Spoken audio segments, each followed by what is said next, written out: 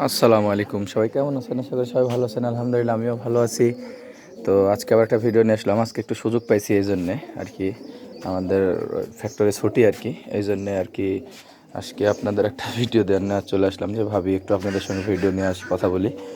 আর তার সাথে হচ্ছে গিয়ে একটা বিষয়, যে এখন বর্তমান যে সিচুয়েশন, এই অনুযায়ী আমরা যারা ভিউয়ার্স আছেন, নিয়মিত আমার ভিডিও দেখেন, তারা জানেন যে আমি অনেক টিপস বা অনেক কিছুই আপনাদের বলে থাকি যে কখন কি করণীয়।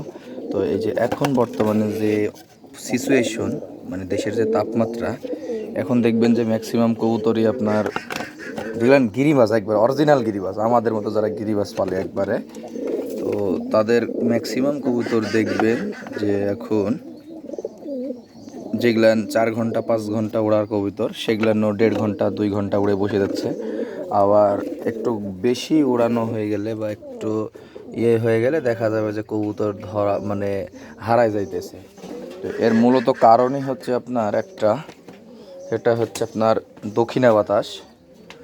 যখন আপনার দক্ষিণা বাতাস থাকে, তখন কিন্তু প্রচুর পরিমাণে মানুষের কবুতর হারায়, এবং এমন একটা অবস্থা সৃষ্টি হয়, কবুতর ভালো ভালো বাসার কবুতর যখন আকাশে উঠে যায়, এমনিতে তো গরম থাকে দক্ষিণা বাতাসের সময় আবহাওয়া, তারপর কবুতর যখন হাই ফ্লাইংয়ে চলে যায়, তারপরে আস্তে আস্তে দেখা যাবে যে 5টা কবুতর আকাশে দিলে হয়তো বা 1টা বা 2টা কবুতর মানে ধরা খেয়ে যায় মানুষের কাছে। তো এটা হচ্ছে মূলত এই আবহাওয়াটার কারণে মূলত হতে থাকে।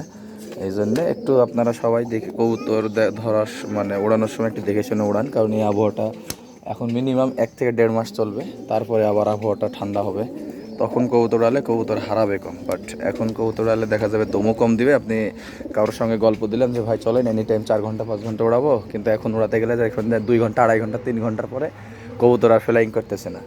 তো এই জায়গা থেকে আপনাদেরকে বিষয়টা ভাবলাম যে শেয়ার করি আর কি, যে কী হয় না হয় বা কী অবস্থা না অবস্থা। তো সবাই ভালো থাকবেন, সুস্থ থাকবেন। আল্লাহ হাফেজ, আসসালামু আলাইকুম।